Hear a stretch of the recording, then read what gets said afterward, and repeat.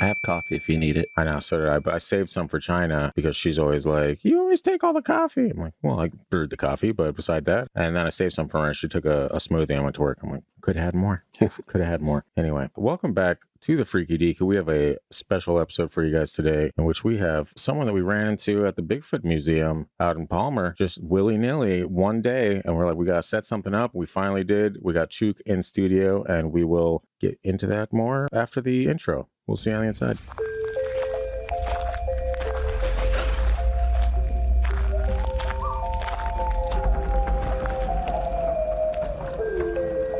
You are now entering the realm of the Freaky Deaky, an unsuspecting stop at the crossroads of fantasy and reality, where the frayed edges of make-believe seep into this cookie-cutter white picket world you've been led to believe is far from extraordinary.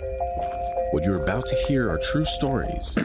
Alleged true stories. Christian, just... okay? Tales of the strange and inexplicable thought only to exist in film and folklore. Although difficult to accept, we do not know everything about this reality, about time or space, what lies beneath the ocean's depths. And try though we might, the unchanging truth remains. There are some things we legitimately cannot explain logically.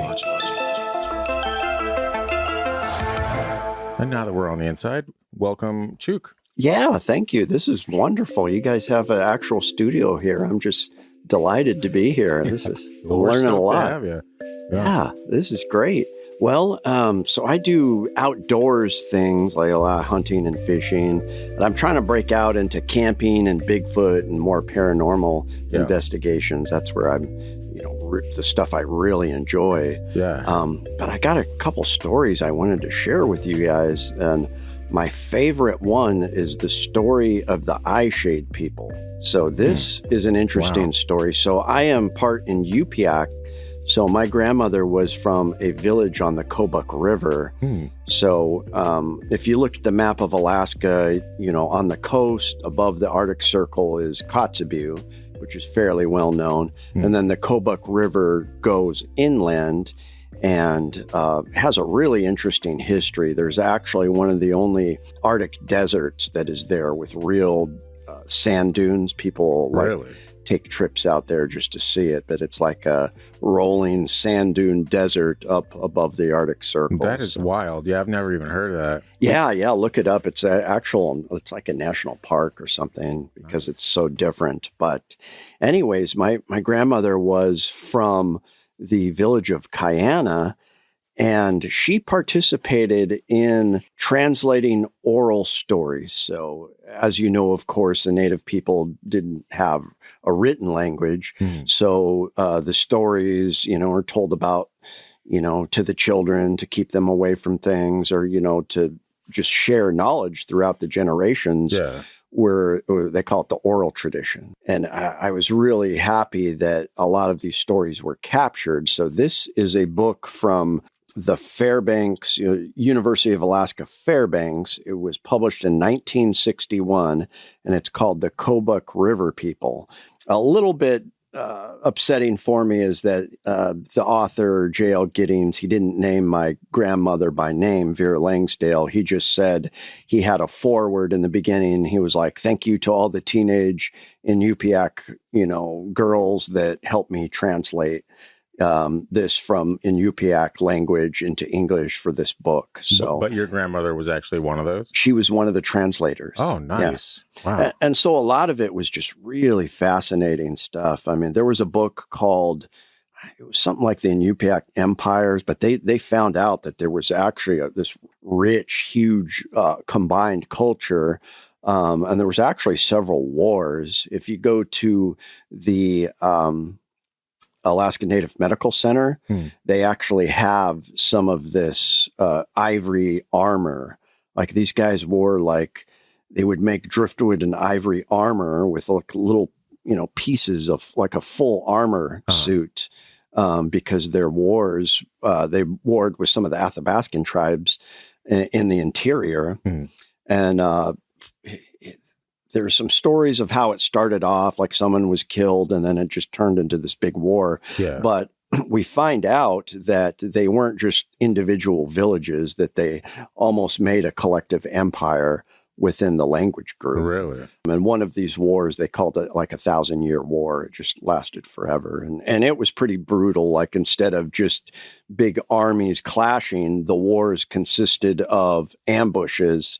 And back then, like a typical in Yupiaq hut, if you go to the Alaska Native Heritage Center, it's like a dugout in the ground with kind of like a dome on top and a place for the smoke to come out and a couple entrances and caches. And, they'd have furs and little shelves and looked really comfortable. But these ambushes where people would like throw fire down the chimney hole, like burning materials, and then they'd wait until the other people were forced to come out, and then they'd pick them off with arrows. Wow. So just like smoking them out pretty much. Smoking them out, and then a lot of like bow and arrow battles. So just really interesting. Anyways, there's a lot of rich stories in here where they'd have like very interesting messengers, these runners that would carry these poles with different meanings, kind of painted poles, and they were very fast runners. And that was the communication they used between the little villages. They would just run. And then they'd have these, very intricate ceremonies, and everything was just fascinating. But there was one story that I was just like, what the heck? This is aliens. Yeah. And so, who knows when this happened? It was generations ago. So like the first Europeans hit this area, I don't know, maybe 1700s, 1800s, I don't know, but it wasn't that long ago, a couple hundred years ago. So this goes back before that, before English was even known. And this is the story of the Eyeshade people. And so I don't have it completely memorized, but I'm just going to give you like a synopsis of what the story was. So in the story, there was a man and he had a wife. And so this is from, and one of my life goals is to go to this village because it's an actual village. So my grandmother was from Kayana, and if you go along the Kobuk River, there's other villages, like at the far end, there's Buckland, and, of course, Kotzebue on the coast, but there's a village called Shungak, which is, it's a ways away from Kayana, but it's also near this river. And so this is a story from Shungak village. And there's a guy, he had a wife, and it turns out that she got abducted by and of course, this was before contact. They didn't have words for metal, so they called it a stone, a flying golden stone, or not golden, but a glowing stone that would like spin and fly up in the air, and it made the sounds of cranes. Now, if you've ever heard a crane, they have this weird sound like, kind of how they sound. It's how a crane sounds. Like a whirring almost. Yeah. So really interesting. So this man's wife was kidnapped by this flying stone. And of course, the man is really upset. And, back then we had shamans and wise folk. And, it was a really interesting spirituality where the shamans would wear masks, and a shaman could choose if they wanted to be good or bad. And the bad shamans were hated, and thankfully, usually they were eventually killed, where the good shamans were beloved and they were healers. And, that's what they did, is they would heal. Boy, a sidetrack. There's some really interesting stories. Sometimes you'll see these ivory carvings of men transforming into bears and wolves. The shamans had an ability to transform into these, like a polar bear, and they would battle each other. So there'd be one shaman in this village, and he would turn into a polar bear. 300 miles away, there'd be another shaman that would turn into a brown bear. They didn't like each other. They'd meet halfway and battle in animal form. Now, is there a term for that? In like, because you hear Native Americans say, in the South or whatever, you got skinwalkers and stuff like that. I went to school in New Mexico, and so I don't even, at least it's not at night. So I tend not to say that. I think it's related. We're so different here in Alaska. So the in Yupiaq word for shaman is angakak, and that's something that my grandmother taught me. Angakak was the shaman, but it's Alaska is such a huge place. It's in a way it's universal, but it's also different. Every region had its own kind of set of beliefs sometimes and different things. But I don't think that it's in the same universe as some of those things in the Southwest, but it could be related. Yeah. Like in Alaska, it depended on the person. You a lot of times a shaman you'd reach a certain age, by puberty and realize you were a shaman. You'd go dig a hole in the ground, just go out in the darkness at night by yourself and fall into the earth. And the spirits would come to you and you would gain these powers. And that's what shamans did, is they communicated with the spirit world. Yeah. And that it was pretty creepy. Like some of the shaman stories from this book, actually, the Kobuk River people were terrifying. Like they would have like a ritual where they'd put on masks, and like the shaman would obviously go into a trance and the light would be put out. And then when they turned the light back on, sometimes somebody'd have an arrow stuck in them and they'd be dying. And it was just, it was wild.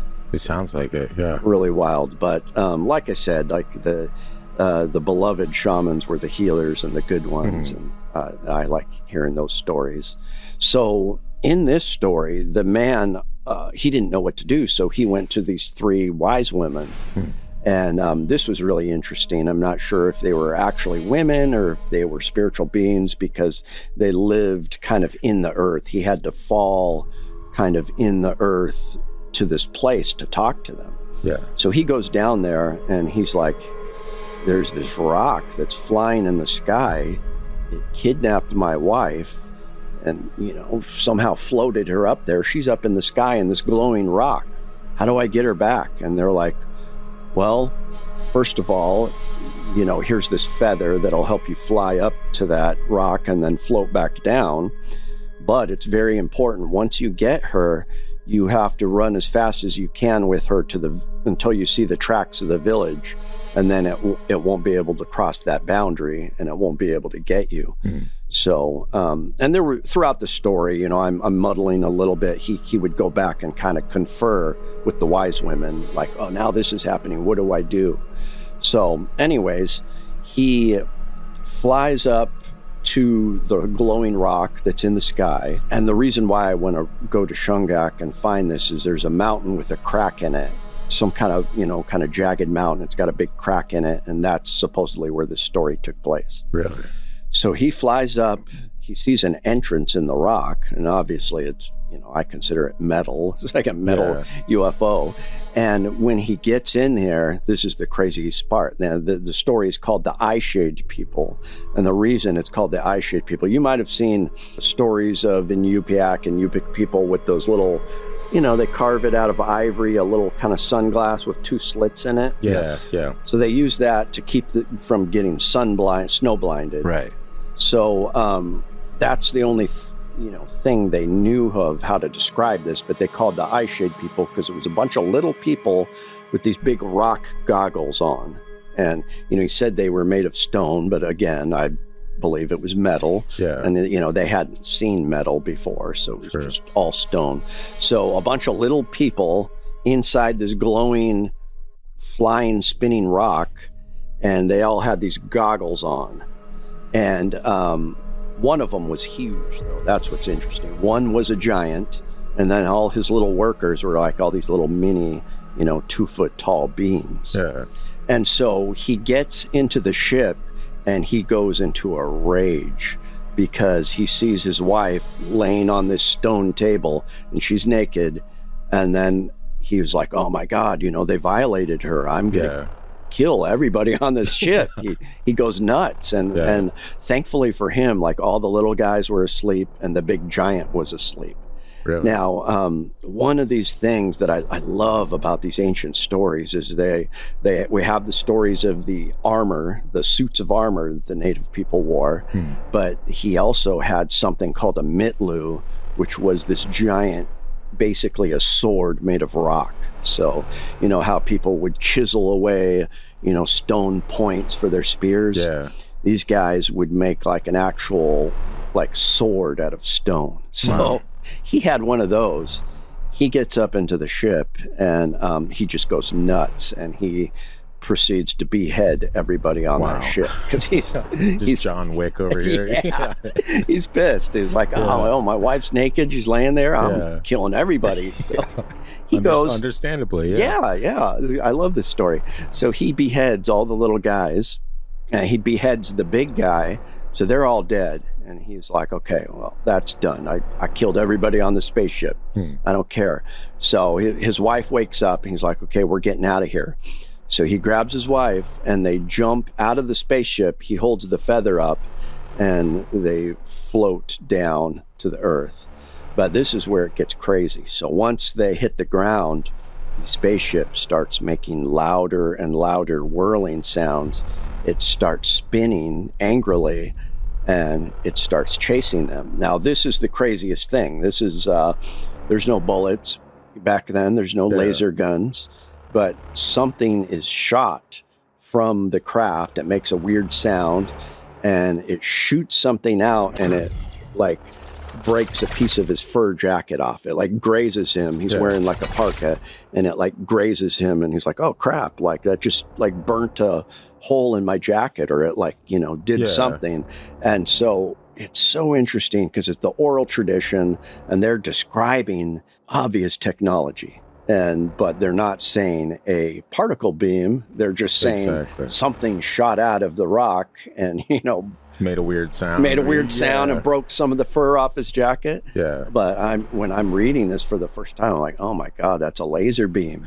Yeah. So that happens and it starts chasing them. And then again, he falls into earth, sees the three wise women. He's like, what do I do? Like this thing came alive, even though I killed everybody. And like, the robot ship is just trying to kill me now. And so they're like, well, you just, like I said, you got to make it to the tracks of the village. Once you make it to the tracks of the village, it can't hurt you. So they sit there and he goes back up.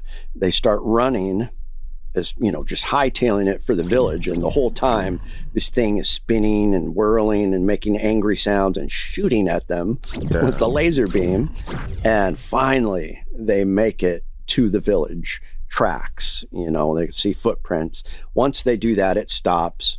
And then they go into their houses. Now, the houses I described were, just like I said, they were dug out in the ground like a hole, and then a dome kind of covered it with a sod roof, and there'd, be grass on top with a smoke hole and a couple different entrances that you'd crawl in.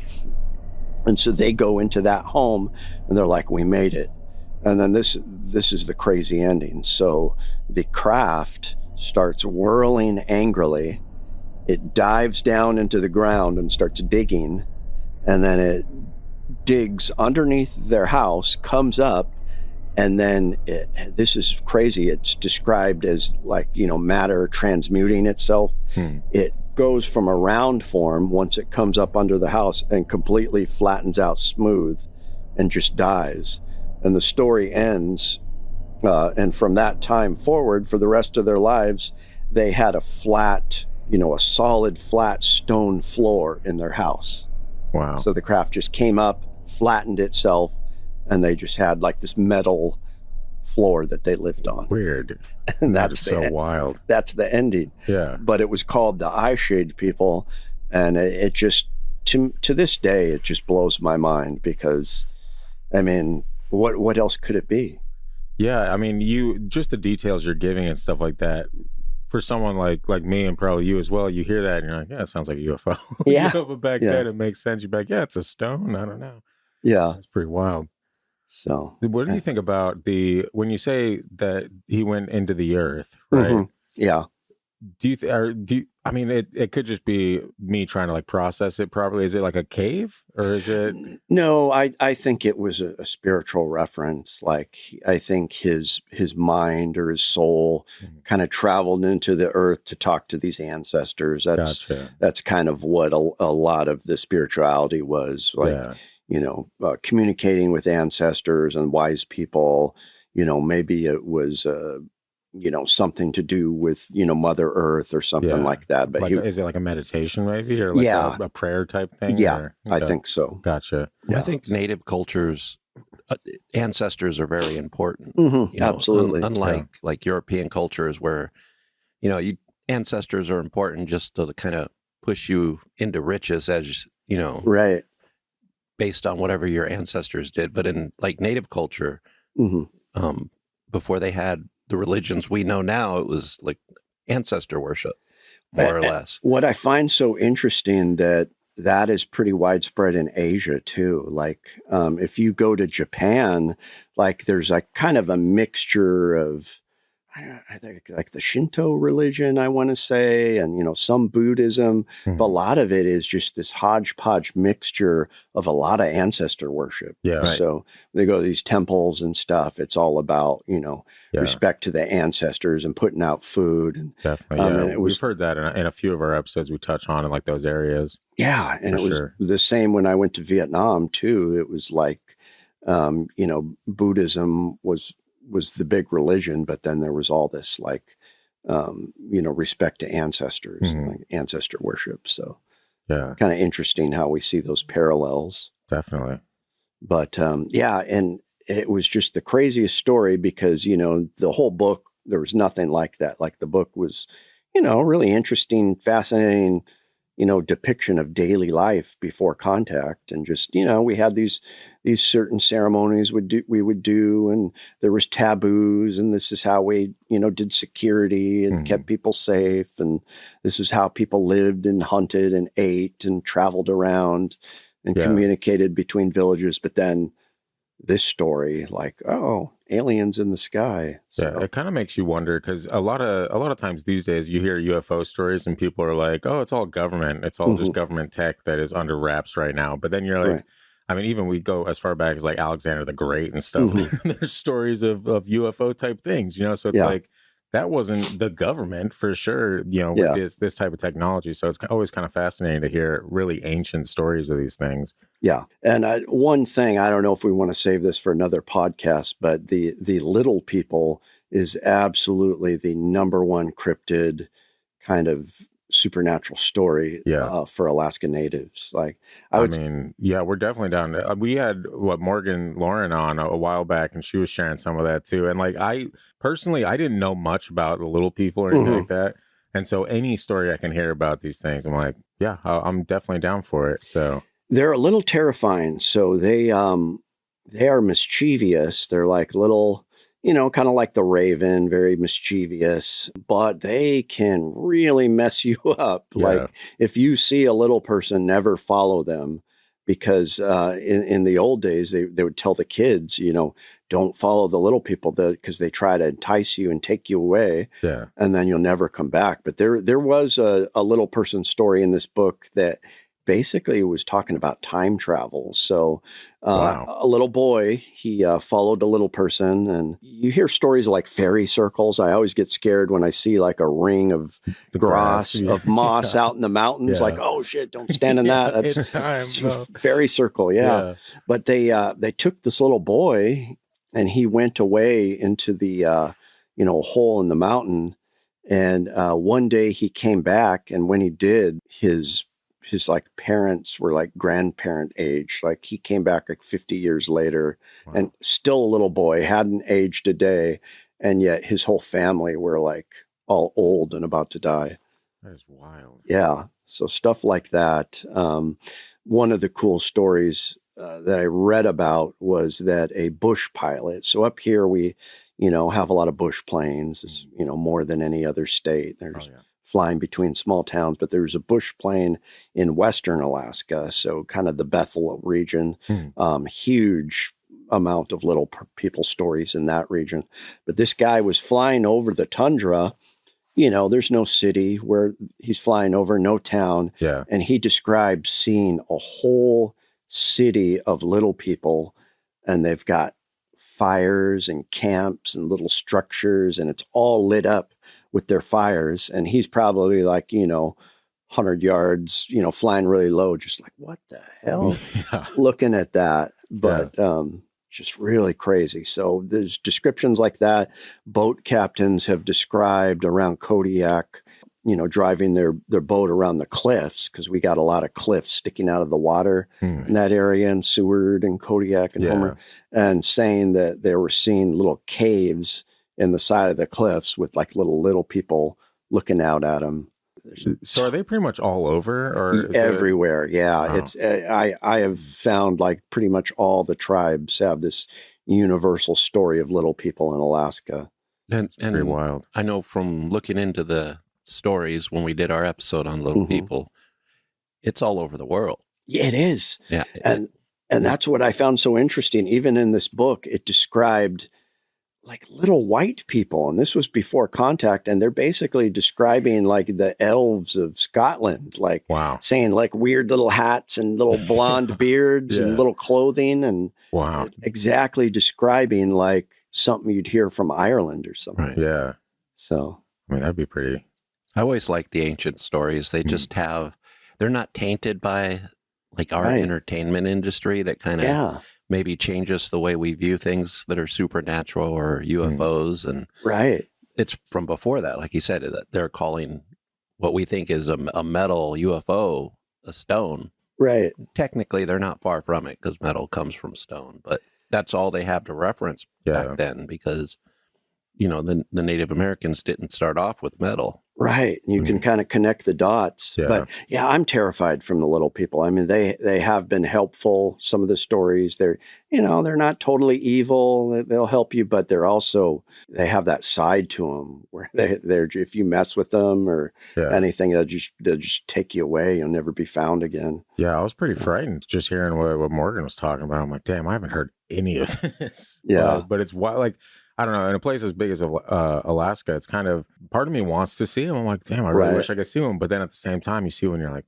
I don't know if this was the right choice for me. You know, I would just shit myself immediately. Game over, you know? Tons of people have seen them, just especially out toward the like villages in rural Alaska. The sightings are more, but like people just see a little person just like run across, a camp and just disappear. And I did have a friend out in Homer growing up. He would ride his mountain bike like on trails way out, there's no one around. And he was out in the middle of the wilderness and he heard this little like childlike laugh just coming from the trees. No, thanks. Terrifying. Yeah, that's the worst. Laughter, especially child's laughter in the middle of nowhere. Yeah.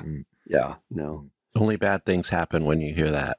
Right. Yeah. So what do you think they are? Do you think it's just a physical being of sorts, or do you think there's some kind of like weird spirituality mixed in with that?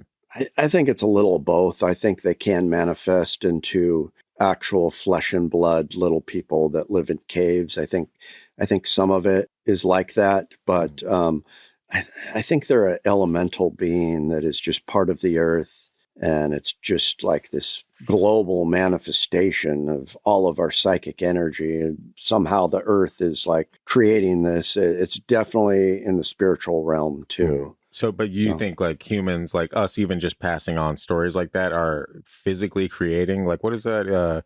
Is it golems or is it the tulpa? Yeah. Tulpa is what I'm thinking. I think that could be part of it. It's really interesting how UFO shapes have changed. Like in the 50s, they were like classic, 50 science fiction looking discs. And nowadays they've evolved to these crazy alien drone looking things. Yeah. And I think we have a collective consciousness. There's some thoughts of psychology that have talked about that. And these tulpas are a manifestation of like billions of people all believing. And it kind of manifests into something that pops into our reality at times. I'm not sure what the answer is. I think there is something to that, but I also think it's also something completely beyond and separate from us. Yeah. That comes from the earth and the spiritual realm. It could definitely, if there's any, even just from like a spiritual aspect, if there's some kind of like wandering spirits or something like that, and you're aware of the, let's just say, lore behind a lot of cryptids or something like that, and you have the ability to shapeshift or anything like that, you could make yourself into something that people have already heard of, and then you're like, well, this will terrify them, Yeah. But I really have no idea either. But I'm always fascinated by just asking people their opinions on that type of stuff. Because to me, it's all just curiosity. I'm like, I have literally zero answers to any of this stuff. But hearing it, I believe the stories. I believe people are seeing what they're saying they're seeing. Yeah. And when it's universal, like you brought up, they're, of course, in Europe, hundreds of years, there's these stories, thousands, same type of beings. So really makes you wonder, there's got to be something to it if, around the world, this is globally being reported. Yeah. And it's been reported for thousands of years. Yeah. So just not always something, especially I'd say growing up, the Native American culture and entertainment showed me things are different. Like it's not the truth, basically, is what I'm saying. It was kind of just for entertainment. But as you get older and you go back and read books like that, you find out that there's these amazing stories, this amazing way of life, and even a power in our growing up in the 70s. It was like Native Americans were just to be conquered on film and in stories, Hollywood stories, right? Yeah, and then you find out later on that basically they had big cities in certain areas, that would have that were bigger than anything in Europe at the time, and nobody's quite sure why these cities disappeared before even the explorers got here. But some people believe it was a massive sickness from meeting up with the Europeans that destroyed a lot of these cultures before the Europeans started trying to take the land. So my recommendation to people, say they come up to Alaska and go on like a huge backpacking trip or a moose hunting trip or a whitewater, rafting trip out in the middle of nowhere. If you see you hear some laughter or see like a little person scurrying around, I would say be very careful. Yeah. Don't follow them. Don't tease them or pester them. Just be respectful and just stay in your own bounds and stay away from them if you can. Absolutely. What about whistling at night? Oh yeah, that's something I don't do. I've caught myself doing that a couple times and oh my God. Yeah, you put together an episode on that, and I had never heard that. I whistle all the time, so I'm sitting there, I'm like, oh, I'm not supposed to do it at night. But yeah, some of the stories from that alone, I think one of them was actually had to do with the Northern Lights or something out here, right? Whistling, and then just the girl that was I think her boyfriend or someone was whistling, and she was like, stop doing that. And the lights were out, and there's some crazy bird or something that came. I don't know. That stuff is wild, man. There's so much lore that I have never heard before. Yeah. And then this podcast alone is the reason that I find out so much about it. I'm like, it's just fascinating to me, all this stuff. I have a guy at work that whistles a lot. And when it gets to be the nighttime, I'm like, you need to stop whistling. I know we're in the middle of civilization and it doesn't seem like it, but some of them stories are just too creepy to mess with. Yeah, absolutely. You just don't want to tempt fate sometimes. Speaking of, do you want to start another episode on shapeshifters? Any information you got on it, by all means. Do you want to just start an intro again? And oh no, we can actually we can add it to this one. Oh, okay. This is just going to be pretty much Alaska folklore, and then we want to give you a chance to kind of talk about your YouTube channel and stuff like that, and stuff you're working on. Yeah, shapeshifters is something I'm really interested in, and I know I don't say the word. I will say sometimes S-walker.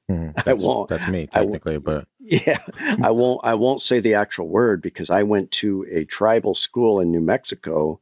And so I had a bunch of friends that were Apaches and Navajos, and, just from tribes all over the area, Utes and Pueblo, and then from all over the country. And so we were right there in kind of the Southwest where that creature was born. And sometimes somebody would say the word or tell a story at night. We'd be out at a party and a bonfire, and they would get scolded. They would say, you don't say that name, especially at night. It's like the whistling thing we were talking about. Yeah. And so that's something that I tend to not say the name. One of my buddies, was an Apache guy, he said he told me he never judges people. If he sees a homeless person, he's, respectful, treats them respect, doesn't laugh at them and say, you're a piece of crap because you're homeless. Because he said, you don't know what powers they have. They could be a shaman. And he would tell me these wild stories, how, so a lot of evil shamans, they'll make these little mini dust devils appear, and it'll go towards you, and then you get a straw stuck in your eye, or you die of some weird sickness. Yeah. But the big thing down there was shapeshifters, and so lot of stories. Just driving. I used to drive to Shiprock, and I'd drive from Santa Fe, New Mexico, up to Durango, Colorado, and there was a couple different routes I'd take. But you'd see the red rocks sometimes and the cliffs, and then you'd see caves, on the cliffs. And my buddy would be like, "Oh yeah, that's where they live." Sometimes there's some weird shapeshifters living in those caves, and just the stories. Like one Navajo guy told me this story that, it happened, when his father was growing up, but it was around kind of the Navajo land in New Mexico. I don't remember the exact area, but there was like this big, hairy, evil creature that was kind of human, but just like kind of covered in hair and had this supernatural power.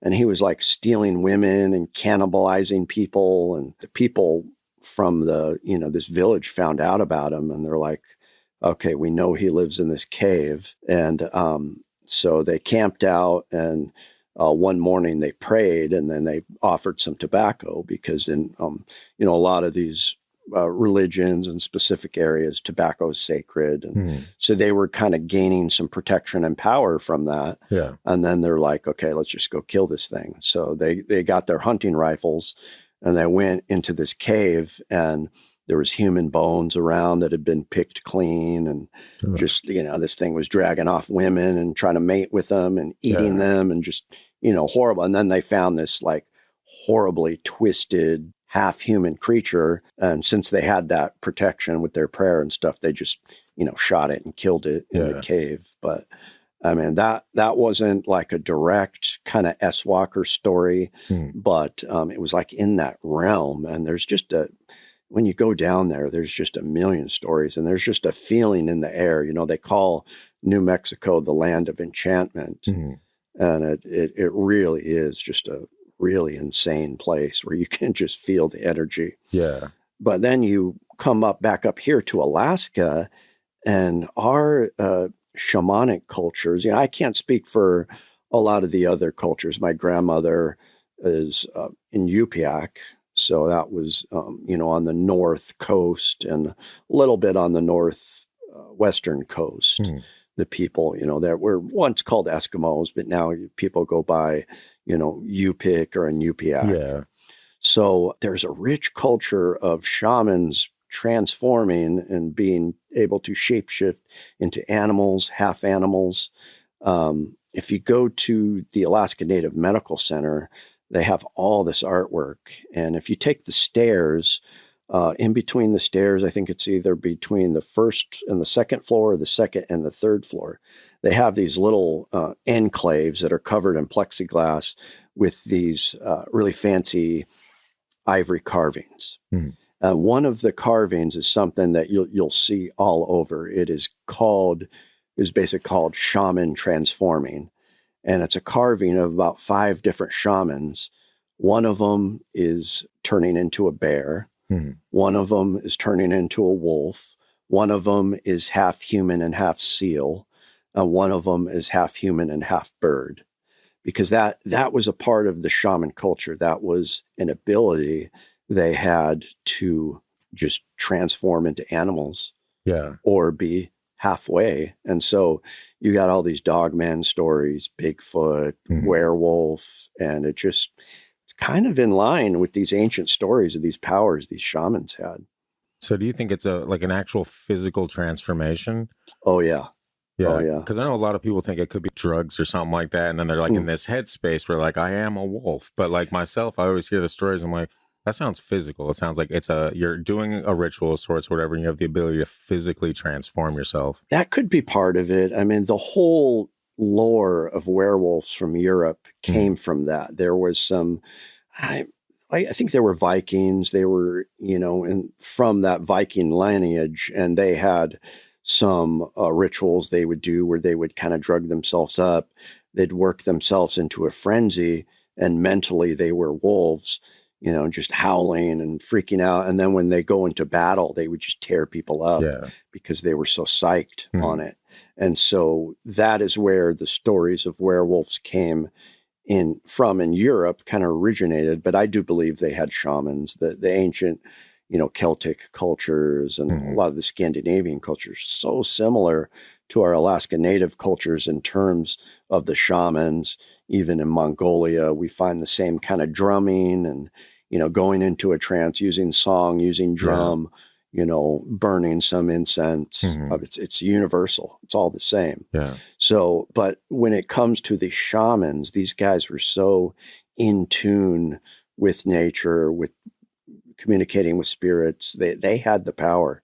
Like, not everyone could do it. Like, only the shamans could do it. But I truly believe that they could transform into wolves and that kind of thing, because they were just so connected and so far out there. But, yeah. A quick question about the whole S Walker thing. Is it, and this is strictly just for my own curiosity, because I'm someone that's been fascinated with stuff for years. Yeah. But clearly the culture that I am in, I'm a random white Christian dude. Like, I don't really have a lot of culture behind that. And so when people like myself use that word, is it upsetting? Or is there some kind of understanding there where you're like, I get that you're not really as from this culture or whatever, so you don't maybe understand like the seriousness behind it? Yeah, I think it's frowned upon. Yeah, I personally will not say that. And there are people that say it even in the cultures, but just from what my friends kind of taught me, not good to talk about it, and you don't say the word. Now,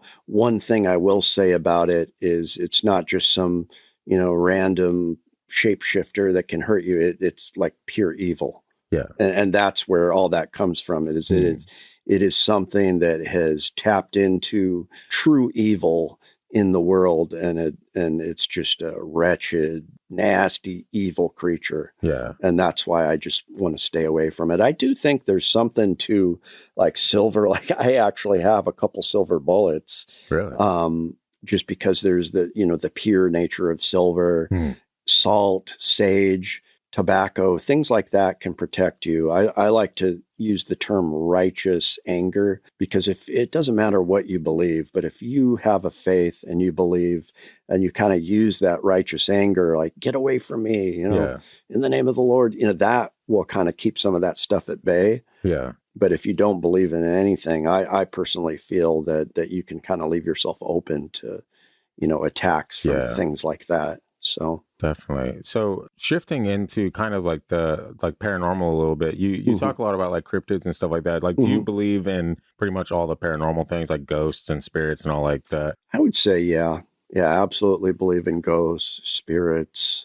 Like Ouija boards, are those? Yeah, that has to do with psychology too. I just think it's a bad idea. Like, that's not something that I would mess around with, because you're tapping into like, the dark parts of your brain and just opening that door. Yeah, that's usually what he goes, because we've done like several episodes on Ouija boards, and the stories are always wild, right? Yeah, so like, I've never played one. He said he's played with one. Yeah, nothing happened, and so I always wonder what it is that people are either tapping into. Is it just wrong place, wrong time? There happens to be something nearby that's like, yeah, I'll talk to you. Or, I mean, situation like you, nothing happened. Was there nothing nearby? Or was there no belief there? Or I don't know. But the stories the stories alone are enough to keep me away from ever touching one. Yeah. I think it's a bad idea. Yeah. At least till we reach a million followers, then we'll have a special session right here, right? There's not going to be in this studio.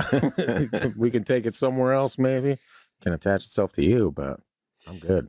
Yeah, going back to those shapeshifters, I know I said it earlier, but my favorite stories were the stories of, here in Alaska, two shamans. They don't like each other. One lives in a village over here. The other lives in a village that's 500 miles away. Yeah. And one day they're like, okay, let's fight. And so this guy transforms himself into a polar bear. This guy transforms himself into a grizzly bear. And they just run at each other. Couple 100 miles, they meet in the middle and they just battle it out until one of them dies. That's pretty wild. Was it the polar bear, the victor? I feel like I don't know. It'd have to be. I feel like it would be. Yeah.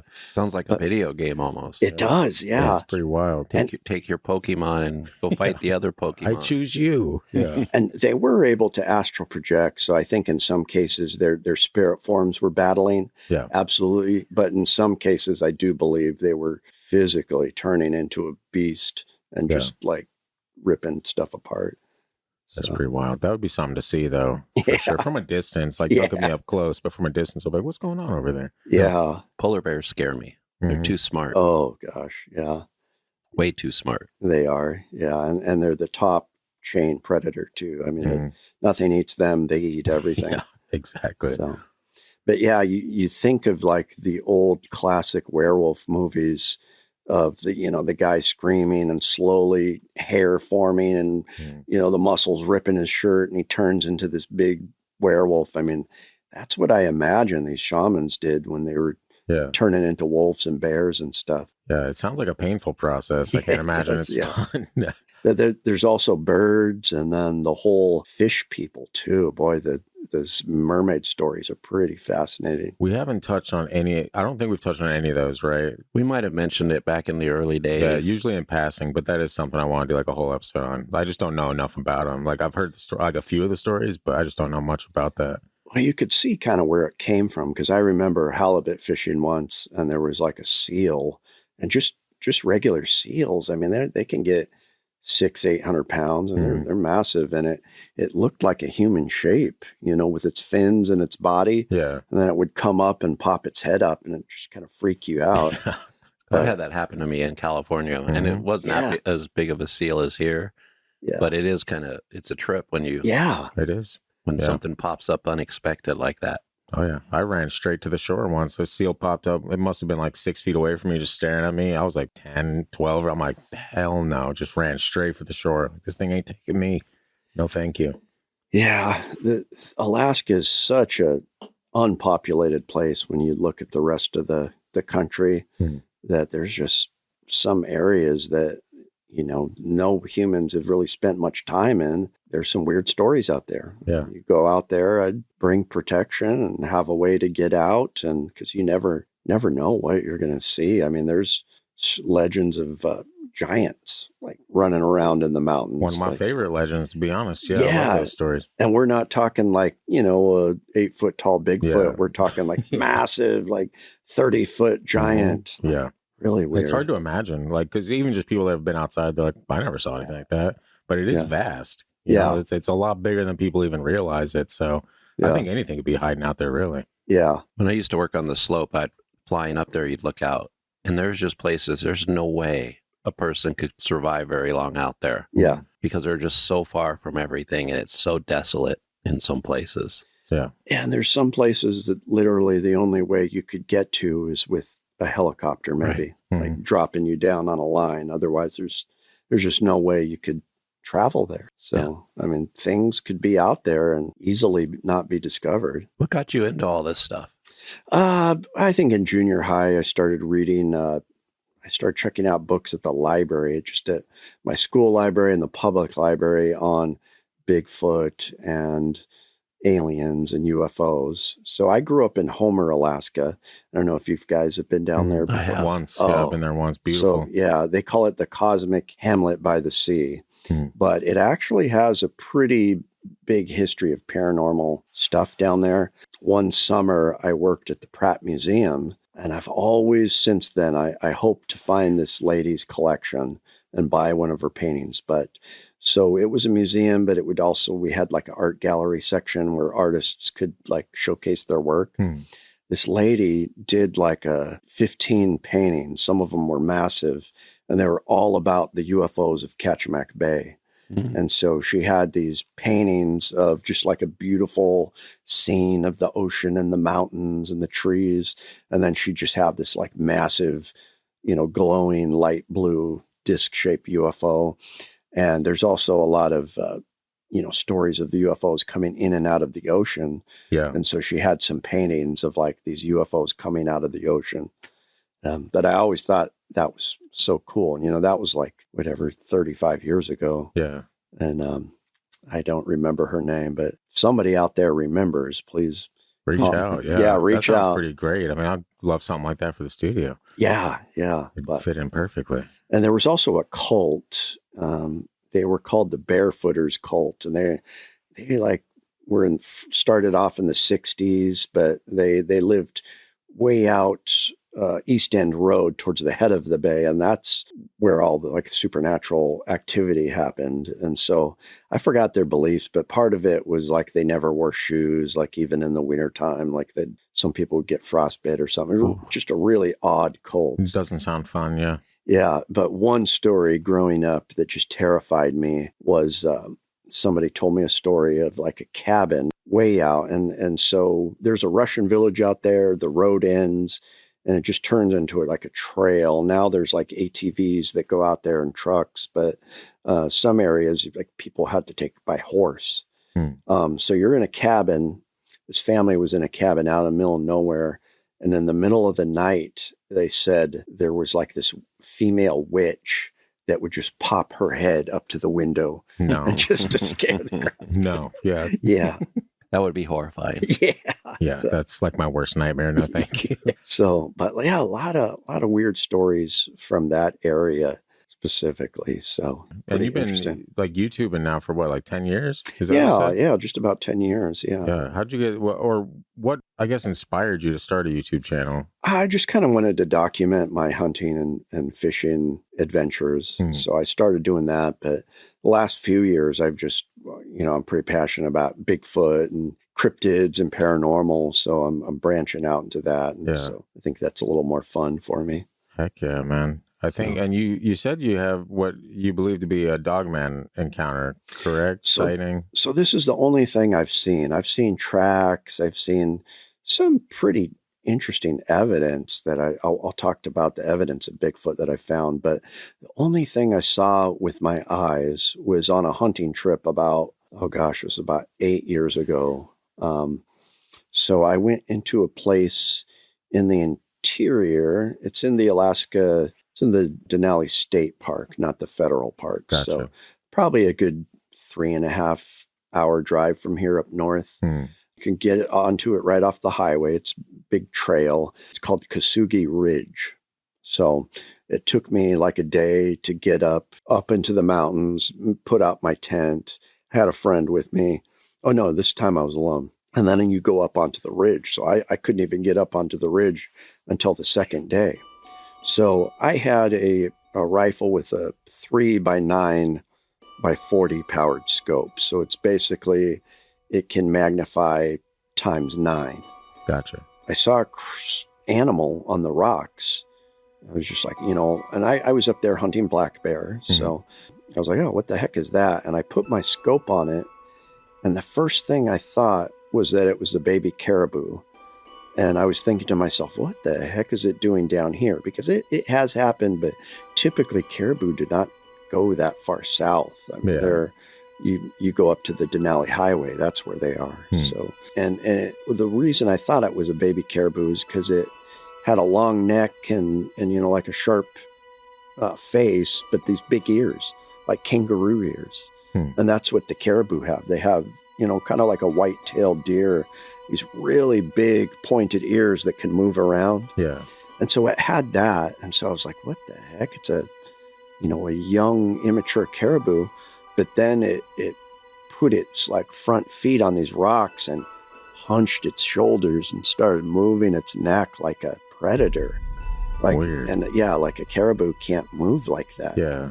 And so it looked like a cat with big, massive kangaroo ears. But it looked like a small one? No, it looked big.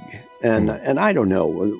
Looking back, someone suggested, well, we don't have mountain lions up here and they don't have big ears like that. Somebody said, well, you probably saw lynx. And it could have been because sometimes when you magnify something, it'll play tricks with your mind. Yeah. But I've seen lynx very close out in the wild and they're all puffy. They got those big tufts on the side of its head, and they have like little pointed ears, but they're not giant kangaroo ears. Yeah. So I don't think that's what it was. And I drew a picture of it, and somebody said that looked like exactly like a Dogman that they saw in Minnesota running across the road, like the exact same thing. What color was it? Did you say it was like a grayish, brownish color? It kind of melded in with the rocks pretty well. It wasn't bright white or anything. Yeah, like the white stuff, like when you see an animal like in Alaska that's all white, you're in the winter, but the rest of the year they kind of look like the environment around. Yeah, and that's what it was. You know, it had good camouflage, but I sat there looking at it and I couldn't figure out what it was. And so a part of me wishes, because, you know, I didn't have binoculars. I was just looking through my rifle scope. Part of me wishing, wow, maybe I should have taken that shot. Yeah, just figure this out. I would have seen what it was. But, you know, if it was a baby caribou or something, that wouldn't have been good. So, you know, part of me is glad I didn't. But yeah, to this day, and I just recently went up there last month, but when I went up there, it was kind of midsummer, and I went up there in the fall, and I wasn't able to, the weather and the rain kind of forced me out. Yeah. But I do want to explore that area again. I know mountain lions have been finally confirmed, so that's kind of cool, like a cryptid that they actually proved lives up here. They're making their way from Canada. Really? So that's terrifying. I don't want any part of that. Most of the time they don't mess with you. I'd almost prefer a dog, man. No, they'll mess with you, but they'll stalk you for 2 hours in the woods. No, yeah, thanks. So we do have those, but yeah, to this day, I just don't know what that was, and just the way it was moving, like, you know, moving its head. Yeah. Did you see any like arms or anything like that? Like, did you get a good look at maybe hands or paws or? No, it looked like it had the legs of an animal, like it wasn't human-like arms that I could think, because it was like hunched over. But yeah, I didn't get a good look at the paws. I was just mainly looking at the ears and the face. Yeah. I couldn't identify it. It didn't fit in any of the animal groups that I've seen up here. Yeah. So. And you're pretty well versed out there, right? As yeah, far as, like, nature goes, you know what's out there. I know what bears are and caribou and moose. Yeah. I've seen lynx, and, you know, I haven't seen a wolverine yet. That's pretty rare to see, but I've seen wolves out in the wild. We have coyotes, which is actually an invasive species up here. Really? I didn't know they were up here. I think they've started coming up here. Yeah. Damn, everyone's just making their way up. Yeah, widespread. Another interesting cryptid, and this was from a native man. He told me he saw a Birdman up on, like, kind of by where you worked on the North Slope. I've worked there too. It's just, you know, pretty desolate. You got all the muskeg and just beaches and stuff. But he said he was looking at this creature through his binoculars, and he said it looked like an eagle man. It had the torso of a human, you know, with like a chest and like kind of big wings where his hands should be, and an eagle head. And he said he was just looking at it. He was, you know, like 6 foot tall eagle man. Wow. And he said that he watched it for a couple minutes, and it turned its head and looked at him, and then it just like spread its wings and like flew off. Yeah, did he say how far away it was? He didn't say how far away it was, but he said he had some decent binoculars. So he probably had, you know, like the 50 millimeter binoculars. Yeah. Now, does the thing feel him watching it, or is it just something he just happened to look in that direction? That's what I'm always curious about. Like, do these things know that we're watching them? It sounded like it knew, because it just looked right at him, and he got that feeling. That'd be freaky to see. It's a Birdman. It would definitely know. Yeah, it would know. It'd have like 2010 eyesight. That thing's got some magic in it already, so it would just know something's looking at it. Birdman. Interesting enough, there have been reports. I actually read one in the newspaper of massive pterodactyl birds in the air up here. Have you guys heard about those at all? I've heard singular, like, one-off stories, I think. Yeah. But I don't remember the last one. I mean, we talked about it a little bit recently, right? Yeah, we just talked about some thunderbirds up here in Alaska. Yeah. I mean, one was, gosh, it must have been in the early 2000s, but I literally read the newspaper report printed in the Anchorge Daily News saying that this pilot somewhere up here saw a massive bird that looked like it had, you know, 20, 30 foot wingspan. And he actually described it as looking like a pterodactyl dinosaur type thing. They're out there, Christian. Are they, though? Or are we just seeing into the past? What, you think it's like a rip in time or something? A different dimension? Because it's possible. Some of these things, like a pterodactyl, do not exist in our modern world according to anything we've ever found. Except for this article, apparently. I mean, right. But that, that's what I'm saying. There's one-off stories. You never know. But we're not seeing them. We're not finding them very often. I mean, I don't leave the house very often. So, but what are we seeing? This Birdman? Are we seeing our reality, or are we seeing into a different reality? That's a good point. And in that book I was talking about, the Kobuk River people, it does describe phantom mammoths, which is interesting. Like the people would see kind of these see-through, and back then they didn't know what mammoths were, but like these hairy elephants that were like kind of walking in the sky, and they were like intangible, like you could see through them. Yeah. They were describing woolly mammoths. And that's exactly what I was thinking. It's got to be like a rip in, a dimensional space. Yeah. Where for moments we're able to see like these other realities. That's called like what, thin places or something? And I've heard is that what it's referred to? I can't ever. I think even Stephen King has mentioned thin places before when he talks about the stuff he talks about some of the stuff he sees from Maine or has heard about, or thin places there in Maine where people just walk in, or things just walk in and are seen for a little bit and then they're just gone. Yeah. And he relates it to the Native Americans before, Europeans got over here. I love the time travel stories. Like there's a picture circulating now that's like from the 20s, and it shows this boy, it looks like he's holding an iPad. You could see the little label of, the Apple on it. And so people are saying, well, time travel, what's this kid doing with an iPad? Yeah. And those stories always mess me up for a while, though. I'm like, how does that happen? Yeah. How is it possible? I'm a history nerd, so I would sit there with my iPad and just go pop in someplace in the past and just document it as much as possible. Yeah. So I could see it. Yeah, there's some interesting photographs out there. There's other ones like from a boxing match, like, I don't know. Was that the iPhone or something? Was the iPhone, I remember someone like holding something up, like, that looks exactly like an iPhone. They figured out it's like some super old square looking Kodak camera, though, from the day that just had a square shape. Yeah. And matched the profile. I think that's what it was. But enough to trick us in the future. We're like, what? Oh my God. Well, yeah, some of that old technology we forgot about because it never really was popular. Yeah. Or it didn't, nobody cared later on when something better came out. So you never know. You have to do a lot of research to just look at an old photo that you think might have a time traveler. You got to go through a lot of work to debunk it or figure it out. Speaking of old technology, I've been really getting into like the Younger Dryas and like. Oh, I love that. Oh man. Like I do believe that the pyramids were made by some other people like millions of years ago, or hundreds and hundreds of thousands of years ago. And the Egyptians just kind of took it over.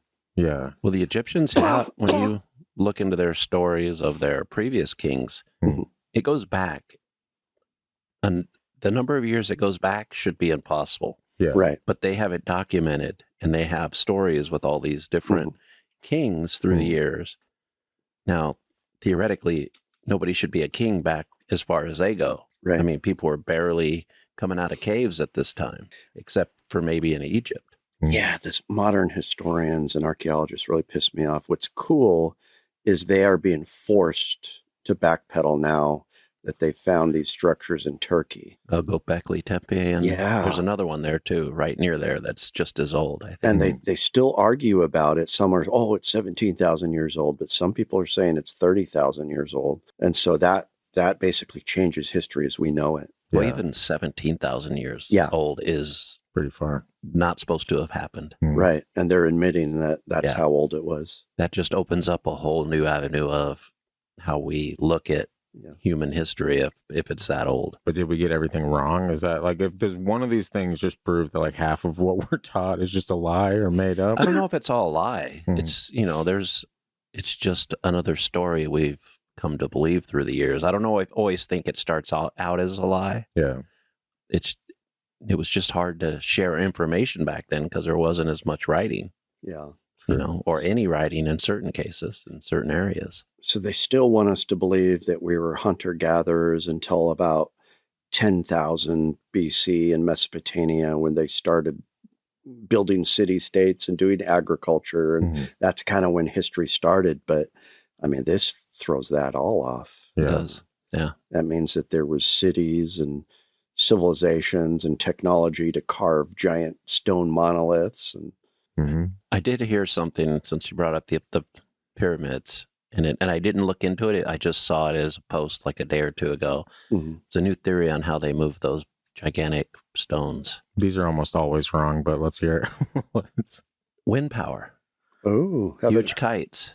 Huge kites. Which theoretically could work. Wow. Just like some of the other, like all the theories they come up with could possibly work. How many kites are we talking though? I mean, you're talking filling the sky for one of those bad boys. Yeah, if you get a big enough kite and it picks up the wind, you don't need as much as you think. Wow. But it's just, if that is, let's say that's true, then again, we have to rethink the humans that were alive back then. Yeah. And we find out that they're more advanced. That's where you get stories like Atlantis. Right. Like I believe there was an Atlantis. I don't believe that there were necessarily UFOs flying around there or laser beams. Who's to say we weren't But I there? do believe that there is an ancient place that was pretty advanced at the time that was destroyed by some, cataclysmic thing with the climate, probably a tidal wave of some sort or a tsunami. Sure. And then they dispersed throughout probably, the Mediterranean, Egypt, and then from there, shared their knowledge, and then we start seeing advances in society in other ways. So it's pretty terrifying. I think we were hit by a comet. And if that's the case, it happens every, I don't know what they say, every few million years or something. But is it coming up? That's the real question. I think we're due for another strike. It's pretty terrifying. Right. Yeah. And that's one of the theories behind the Younger Dryas. Is a comet strike possibly in Greenland. Right. It just kind of changed everything for a while. Made an ice age. You're welcome. If there was advanced civilizations, though, they would have been wiped out. We wouldn't be able to find a trace of them. So. Yeah, most of the and humans build their civilizations on the coast in a lot of cases. Yeah, and once all the ice melted, all those places are underwater now, right off the coast of our, various cities and beaches and stuff like that throughout the world. Sure. Different type of archaeological dig to get under there.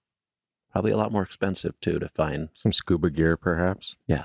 The oil companies probably know though. Oh yeah. They're probably the only ones that have had the technology and the money to go do some research in those areas. Well, once in a while you see the claims where people have said they found a perfect screw or a hammer embedded in rock. There's a couple famous cases of that, but I've seen those before. Yeah. It's hard to say though whether it's a hoax or not. There's Especially so many these days now, like with AI and everything like that. It's like, I can't trust a single thing I see. I'm like, okay. I think, I know a lot of people love TikTok, but man, it's throwing a lot of trash out there for people like us to dig through. Yeah. Some of it I love. The one I liked on TikTok was have you seen the one where you go down into a tunnel in the middle of the desert and then it opens up into an abandoned mall? Oh yeah, I have seen that. Familiar. That one was pretty cool. Like a liminal space. Yeah. We met you through going to the Bigfoot Museum, and we love Bigfoot stories. Okay. Yeah. Do you have a favorite Alaskan Bigfoot story?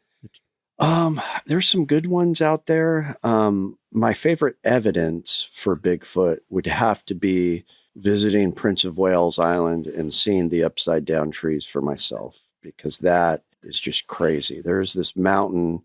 It's owned by the Kobuk tribe. And I think they're so sick of TV shows going up there that they don't really, it's hard to go up there. Yeah. So people can't really go there anymore, but I still got pictures of it. I went up there and there's these trees. Some of them are massive trees, a couple feet in diameter, that somehow were ripped out of the ground, turned perfectly upside down and just shoved back deep into the ground. And so you've got this tree with just the roots at the top. Yeah.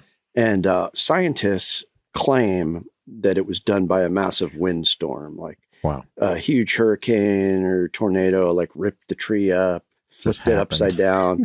And there's like three of them here, and there's a field of them. Yeah. And they're in different spots. And I just don't see how wind could do that. Me neither. It sounds like a territorial marking. And that's exactly what the tribal members said down there. They said Bigfoot is showing its strength.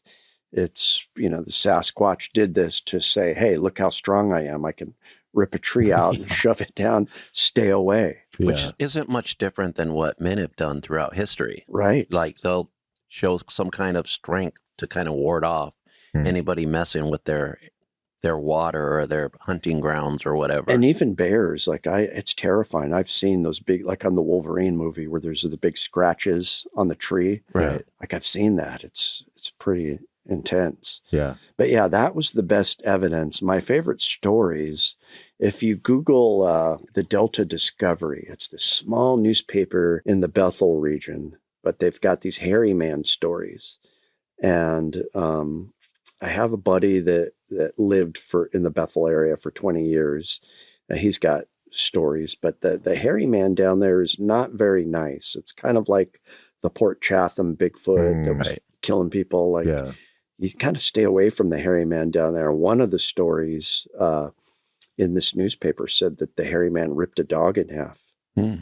So that kind of freaked me out. I mean, something to be that powerful and mean to rip a dog in half. Plus, don't mess with dogs. Yeah, don't mess with dogs. Yeah. I mean, there's a whole movie franchise about that. True. John Wick, back at it. Yeah. They had a story from the Delta Discovery where a hunter had like accidentally shot a Bigfoot. And then so that like the Bigfoot family got pissed and like followed him back to his home in the village and harassed him for a while. Wow. That's what I would do. I know. Yeah. It seems like the move, you know? You're like, right. All right. Your turn. Yeah. You killed Timmy. I'm going to make your life miserable. Timmy the Bigfoot. Yes. Very intimidating. That's our English name for it because we can't say the actual name. We're not able to make those sounds. Bigfoot is pretty big in Alaska. I'd say it's the most popular cryptid, second to the little people. Yeah. Of course, is the most popular, but otherwise, I mean, we get reports from tribes all over the state. Of course, the Southeast tribes, I won't really speak to because they have a rich history of kind of a relationship with Sasquatch in their culture. And there's some stuff they don't even talk about with outsiders, but it's basically ingrained into the culture. There's several names for it. But otherwise, like up in the Arctic interior, there's hairy man stories. The interesting story about Port Chatham is that it was a little boy that ran away and grew up and was magically transformed into Bigfoot. So that's the legend that the locals had there. Yeah, I'd never heard that. I've heard that before. I don't know if we discussed it when we talked about that, but there's so much information. It's hard to remember what we put in our episodes sometimes. Yeah. After doing it for 4 years, you're like, we've probably heard that story, but I don't remember any of it. It's always funny too. Like you mentioned how like some people don't, or groups of people don't tell outsiders the full stories, and how like that group of people are tired of the film crews. And I don't blame them because every time I watch a show where somebody comes up and does this little documentary thing about some of the myths and cryptids in the area, they're ridiculous. Yeah. Almost every show I've seen so far is like... It's a clown show. Yeah. It gets annoying. Yeah. I can't remember which one it was, but it was a Thunderbird episode on probably the History Channel. Yeah. And it was like, just the people doing it were so ridiculous. Yeah. It's got to be annoying. Yeah. And I think that's in general with any film crew that comes up to Alaska, whether it's a reality TV show, it's ridiculous all the time. Yeah. It's entirely different though. If it's just like, someone like you go out and you're like, I'm going to go out in this area and I'm going to take my camera. There's no producer input. Like, hey, you need to be really scared right here. Make people think there's something out there. Like, you're just, I'm curious. I'm going to go check it out, you know? Well, that's different than making a big deal out of a twig cracking off in the distance in the middle of the night somewhere in Alaska, which probably happens all the time. There's a lot of animals, big animals up here. And I would make a big deal out of it. I'm a very, frightened man, it turns out, when I'm in the woods. Yeah. A production, they turn it to production. And if Bigfoot's as smart as we believe, it's going to know if, like, a film crew's really loud. Yeah. True. There's no hiding from that. When I used to be a kid and hunt, I'd always ask my dad, are there animals out here? Because I don't see them. He's like, they see you. Yeah. Every time he would say something ridiculous like that. But it was true. Yeah. They're built to see all the dangers around them. Unlike us who can carry weapons, we don't need all those senses to protect us anymore. Right. True. They're out there having to use their, like in the case of that possible Dogman you saw, those big ears to pick up the danger. Yeah.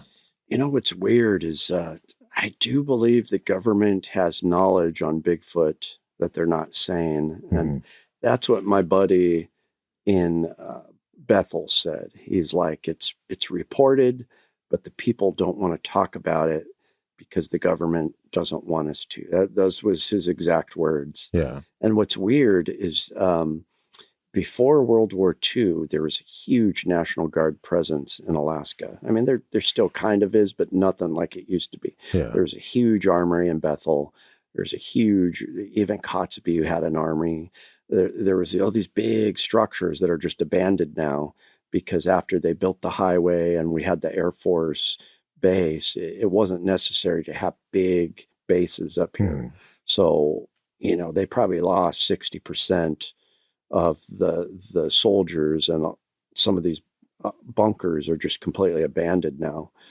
So Bethel had a big military presence, and during the times of this legend of this, there's another legend of a boy that turned into a Bigfoot. The legend is that they took him away, like the army hunted him down and took him away to study him.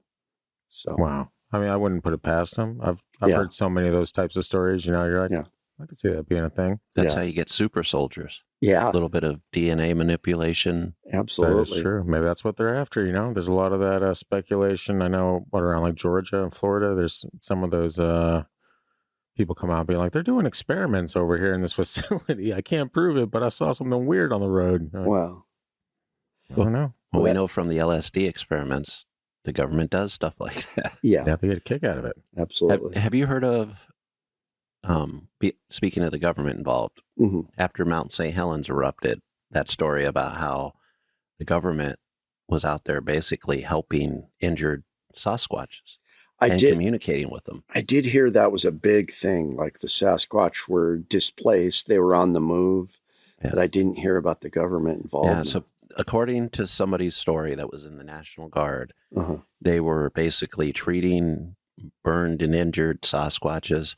They were able to, somebody there was able to communicate with them. I mean, they even had a Sasquatch riding up in a Jeep to this cave system to see if any were left alive. And the ones that were left alive, they took and treated. The other ones, they had a huge net that with all these, not just with Bigfoot, but with all the wildlife that had died during the eruption, and then took them off in the middle of nowhere under a helicopter and probably burned everything. I love it. But yeah, it's a pretty wild story. Yeah, it's a crazy one. And probably not true, but if it was, that just... Probably not true. We just had to slip that in there. Probably not true, but anyway. I mean... You got to believe, Christian. Just open your mind. It's all right. I believe if that was true, then it just opens up a whole can of worms that I'm not sure we as humanity are ready to deal with in this current stage of evolution. Sure. You know, the way we are right now is I don't know if we would be able to handle that. Do you guys like Stranger Things when it came out? Yes. Oh yeah. Oh yeah. So I'm an 80s kid, and that encapsulated everything for me. Oh yeah. The secret government program, the little bunker in the middle of the desert that went down into the ground, and that's based on what, Montauk? Was that it? Or was it it was based on like some legends of I think that's one of the main ones, but there's a lot of different. I always get that one mixed up with something else. There's Montauk, and there's like something else that sounded really similar to that. But yeah, that's such a great story. Yeah. Almost time for it to finish up here soon. Yeah, I know. Yeah, they'll be 45 in high school still, but it's fine. I right. think, speaking of, we probably got to wrap this one up so we can get to some of the videos. But Chuke, yeah, it's great having you here, man. Absolutely. We love whenever you're out here. Honestly. Just let us know. We'll make something work, because it's we always love, and you're just a wealth of information on Alaskan cryptids and all that stuff, which is something that people want us to touch on more, but we just I don't know, it's not something we ever really dig into. I actually like it because, you know, when we hear a lot of podcasts or watch a lot of YouTube, they'll talk about Alaska, but they're not here. Right. Yeah. It seems like everyone else will touch on stuff, and people are like, "Hey, why aren't you guys doing it?" Yeah, we'll like- get to it. I don't know. We're a couple of California boys, but I've been here for 15 years now. How many years have you been here? 7, 8. Yeah, maybe. and you start to realize, like, once you get up here, none of these other people are doing these stories justice, because Alaska is such a huge state, so vast, so desolate in some ways. Well, I definitely want to come back, but yeah, let me know if you guys want to do just like little expeditions too, because we're down for that. we have Harp. I've been planning on trying to see how close I can get to Harp and just like looking around. This That would be wild. Yeah, I've heard about it, but no one ever talks about it, so it just kind of like breezes past me. Mount Hayes. We got Mount Hayes too. Yeah, we didn't even bring up Mount Hayes, so we definitely got to get you back to talk about Mount Hayes, because we've mentioned it before, but we would love to hear your take on it. Yeah, we could even do like a little video series or something like on that, and just different things, and just upload them. And yeah, absolutely it'll be fun. Yeah, but if you want to go ahead and like plug your channel and stuff like that, or anything else, and all right. Well, I am planning on broadcasting out or breaking out into the podcast world like you guys have, but right now I'm just on YouTube, so it's Chuke's Outdoor Adventures, and I do a lot of like, you know, hunting and outdoor stuff, but every Sunday I do my Bigfoot show, and sometimes I have paranormal stuff. So definitely, yeah, and we'll have links and everything like that in the show notes as well on YouTube and pretty much wherever the podcast's at. So if you're listening to this and you want someone who's actually good at storytelling and whatnot, you got to go follow Chuke, because he is the man, turns out. Yeah, I feel like I learned so much today. All right. Thanks, guys. We'll come back. Thank you. And for everyone else out there, find us on social media at Freaky Deaky Pod. No idea what's coming next week, but we'll see you there. So have a good one. Nice. Ooh. How many weeks do you... Bigfoot is stalking by your window. Dogman is scratching at your door. Ghosties are walking up and down your halls at night, and the Hat Man is coming back for more. Your name is Christian, you love a can of beans, and you're the wettest blanket skeptic this world has ever seen. You're almost always wrong, it's quite an impressive streaky. This song has rambled on too long. Welcome to the Freaky Deaky. Your name is Christian, you're named ironically, because the only belief you have can be found in a can of beans. You're almost never right, and now you get roasted weekly. This song has rambled on too long. Welcome to the Freaky Deaky. Also, ghosts exist, just an FYI. Aliens are feeling blue. The Ouija demons lonely because they believe in you.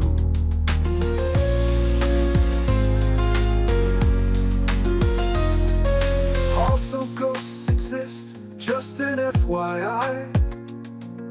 Aliens are feeling blue.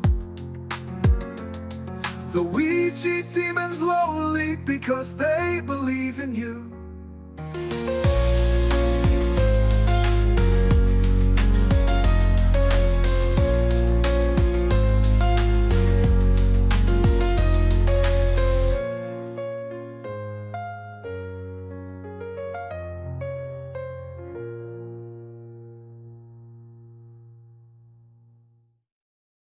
Also, ghosts exist, just an FYI.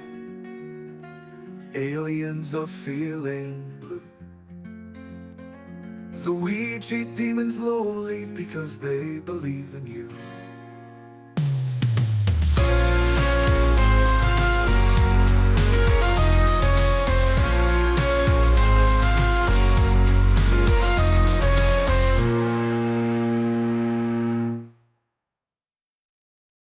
Also, ghosts exist, just an FYI. Aliens are feeling blue. The Ouija demons lonely because they believe in you.